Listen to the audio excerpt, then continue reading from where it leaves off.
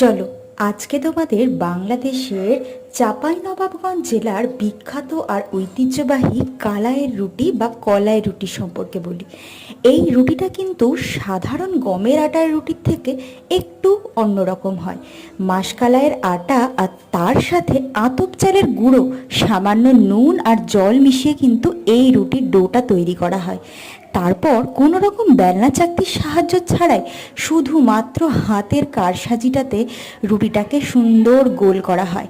আমরা সাধারণত যে রুটিটা খাই সেই রুটিটা অনেক পাতলা হলেও এই রুটিটা কিন্তু বেশ মোটা ধরনের হয়।